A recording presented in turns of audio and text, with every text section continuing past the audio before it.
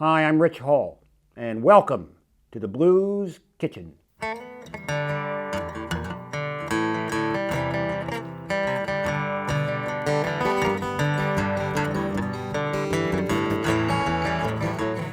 Rich Hall is a comedian, writer, presenter and musician. After catching Rich Hall's Hoedown at a festival this summer, we invited Rich and his ace band into the studio for a Blues Kitchen session.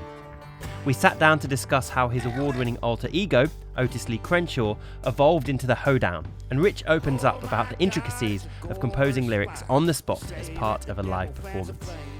Rich and the band also perform an ace version of Time to Get a Gun by Fred Eaglesmith. And while you're watching, like this video and subscribe to the channel for regular episodes of the Blues Kitchen Presents. Rich Hall. Thank you. Man, what a pleasure it is Thanks. to be hanging out with you today. Thanks for having us. Thanks. No, thank you. Yeah. So I really want to chat to you about the Hoedown, Rich Hall's Hoedown. You've been in with the band and our viewers are going to have the opportunity to see the sessions you recorded shortly. Right. But is the Hoedown something that's kind of evolved out of your, can I say, old Otis Lee Crenshaw character? Yeah. I came over to Britain in like the late 90s, and I wanted to get out of the club scene I was sort of like trapped in America. I was just playing clubs, these comedy clubs, and it was just the same kind of setup everywhere you went. Where does this fall on your timeline? You say this is the early This 90s? was like 97, 98. Okay. And I came over and did Edinburgh, and that was like an eye-opener. And I thought, oh, this is a whole different approach to comedy, you know. You're not going on with a 2-drink minimum and a cover charge and the opening act and the middle act, and they follow you around all day and watch you buy stuff. That's basically what you do at a comedy club in America. And I just thought, oh man, I can come over here and just do my own self-enclosed show. And I had some ideas for character, musical character. I was a horrible musician, still am, but I was really horrible then. And I invented this character, Otis Lee Crenshaw, who was an ex-convict. Mm-hmm. From Tennessee was the... From Tennessee, yeah. Archdick, right? And put together like a little pickup band, and it was a perfect character for me because I had limited piano skills. He played keyboards, and the songs were kind of really raw but funny, you know, and it really worked. And it just got me. And then I was convinced, okay, I want to do musical comedy because I think that was sort of an anathema in America back in the late '90s. If you walked out on stage with a guitar or something, people would go, oh God, and most of these guys just sucked. They come out and they just do bye bye to the hair on my pie or something. You go, oh God. Anyway, make a long story short, the Otis character I kind of got as much as I could out of that, and just thought, well, I got to broaden my musical scope. I can't just keep writing songs about a guy who's been in prison. There's only so many you can do. Yeah, in character, if you like. Yeah, so then I just started kind of just being me, more or less. And the Hoedown is, it's just sort of a non-stop tour now. I think we're on like our 4th leg, starting in February. Mm-hmm. And so the first half would just be stand-up, just whatever. And that's, as far as I understand, pretty much on the spot, and you'll be picking out audience members and writing songs about the people on the spot. Well, the first half is not so much the first half. I might ask a bit of the audience. There's a lot of audience participation, definitely. Mm-hmm. The second half is music, and the band has to be on top of it because I think when you've got songs that there are definite laugh points in it, then that changes the timing on the song sometimes. And the nuances. So most musicians would just keep following through, but there actually has to, you know what, people are going to be laughing here, and you're going to have to vamp right at that point. Yeah. And then get back on track. So it takes, not all musicians are good at that, but these guys are, they're fantastic. They sort of know how to roll with it. And a lot of that part of the show, the second half, the musical part, is based on, I call it semi-improvised, only because I know the melody I'm going to play. I need to insert the lyrics based on whatever questions I ask of the audience. Yeah, of course. And that works. It's really fun to do because you're not quite sure what's going to happen, you know, and it keeps every show kind of like I'm on my feet. I can't just phone it in, you know. You know, a lot of times I stumble, but sometimes that's just as funny as Oh yeah, 'Cause 100%. the crowd knows what. Oh, he's gone here. Yeah, he's a thin ice here. Let's see what he does. And I think that's part of it. I think there's sort of a ragged kind of charm to it sometimes. I'm not up there. I have a really good band. They really know what they're doing. The songs are listenable. And people are just thinking, well, it's still comedy. It's still comedy. So I don't have to be Steve Earle or Guy Clark. I wish I was, but I'm not, and I never will be. But they weren't very funny either. Yeah. But there are some great country performers. And by my standards, great is someone who has great songs, but also has a great patter between the songs, who's great storytellers, who bring something to a show besides just, oh, here's my next song. I really hate that. I really hate the guys who just, I can watch them, but I'm always thinking, just talk to us. Just talk. We're here. Like, acknowledge we're the ones who paid the money and paid the babysitter and drove here and tried to find parking, and you're not even,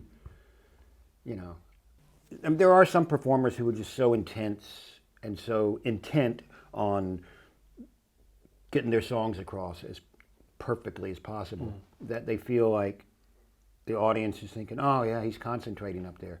But then you see people like Father John Misty Tom Waits influenced me to become a comedian. Not a musician, but a comedian. I saw him before I'd ever started doing comedy. And the stuff between his songs was as great as the songs. It was like it was an eye-opener. For me, because I just thought, I've been used to rock bands that came out. I remember seeing Steely Dan and Becker and Fagan kept their backs to the audience the whole time. Very Steely Dan. Well, right. This is the way music goes. And then I saw Tom Waits and I suddenly was, wow. So what kind of time did you see Tom Waits for the first time? Probably about 1981. Wow. He was opening for Bonnie Raitt. Okay. I didn't even know who he was. Really? Yeah. I think maybe I'd heard of him, but That's quite a lineup, isn't it? yeah. And it was back in before he got really just growly and percussive, and back when he was really, really funny. And that kind of made me want to be a comedian. Is there anything in particular that you remember him saying that really got you? Oh yeah, I remember him coming out and going, the very first thing he said was, Jesus came back, he'd have to bring his own amp. That's brilliant. Yeah. Well, the very first thing he did was he just walked out, and there was a little tiny fridge on stage. And he just went over, opened it up, and it had this huge light coming out of it, this blinding light that came out of the fridge. And you could see it. And then there was a silhouette of one beer bottle in there. Brilliant. So he just opens it up, this huge light blinds everyone, but he takes out the beer, shuts the door, opens it, and then goes over and sits down at the piano.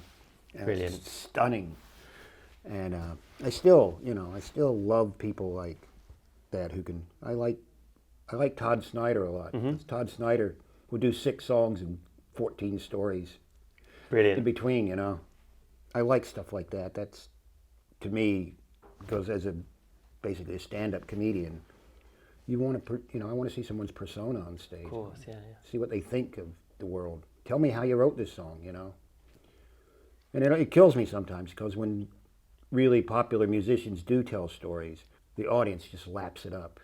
And sometimes I'm thinking, man, that's just a story. There's not even any jokes in there. There's nothing Yeah. even in it. Yeah, but still, you just go, oh, wow.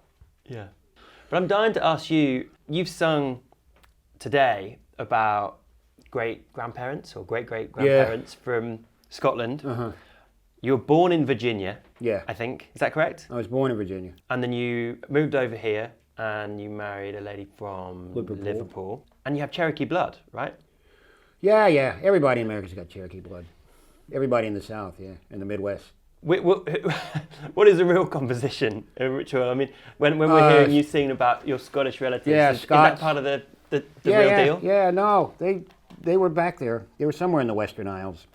Okay. I don't know that, no, my great-grandfather never started a fire. But Scots, German. I mean, what we were just saying, you made me believe they did. Yeah. You did a good job of it. Yeah. The cover that you did today, Yeah. Time to Get a Gun. Uh-huh. Can you tell us the story behind that tune? That's a Fred Eaglesmith song. Who's do you know Fred? I don't know. Oh yeah, Fred's from Ontario. He's very funny. He's a real he's one of those guys that you can just watch because he's got a million stories. Well, I didn't know till we got here that you wanted to cover, so we don't actually know that many covers as a band. We play, I guess if we're doing a sound check, we'll do covers, and that's one of the ones that we've done as a cover. Yeah. So I figured everybody knew it, and the girls used to, Emmy and Ellie used to do it to open some of our shows. So I knew everybody knew that song. It's I suppose it's meant to be sardonic, you know. But I like it. It's right on the edge of is this pro-gun or anti-gun? And I think it's up to you to decide. But it's just it's just a great song. Great, man. Well, I reckon on that note, it's probably time to introduce your tune, if that's all right. Well, this is the Hoedown Band and myself doing a version of Fred Eaglesmith's song, "Time to Get a Gun."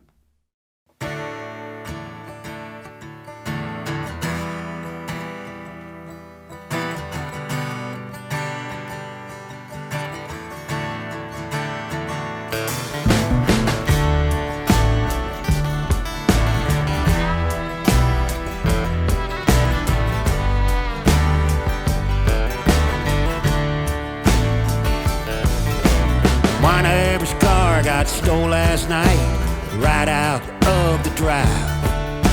We heard dogs barking, bit bad in a mine.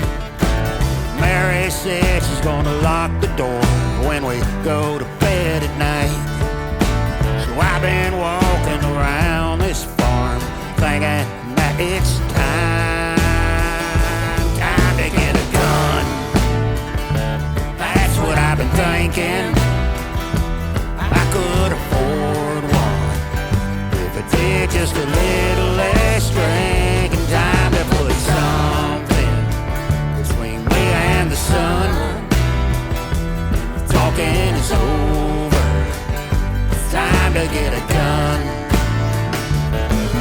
Last week a government van came by outside my front door. Said, "I'm sorry to bother you, man, it doesn't matter anymore." 'Cause even while we're talking right back where we stand, we got big plans to build a 4-lane highway and a big old overpass. Well, it's time to get a gun. That's what I've been thinking. I could afford one if I did just a little less drink and time to put something between me and the sun. Talking is over. Well, it's time to get a gun.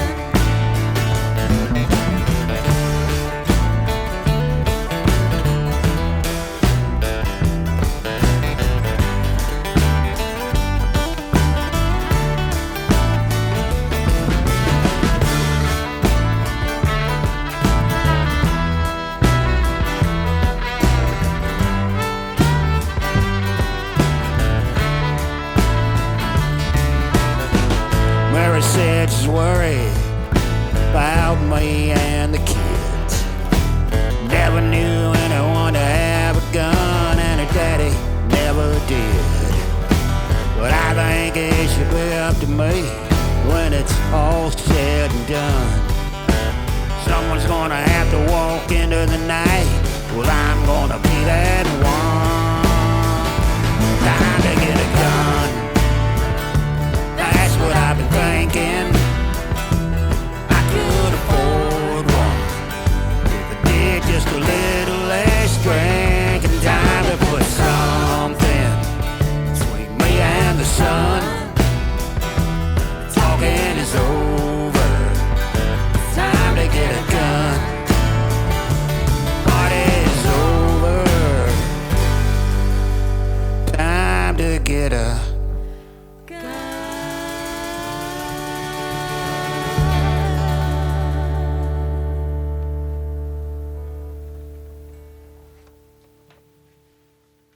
Who's happy? Subscribe to The Blues Kitchen for live performances and interviews with the hottest blues, soul, country and roots musicians in the world today.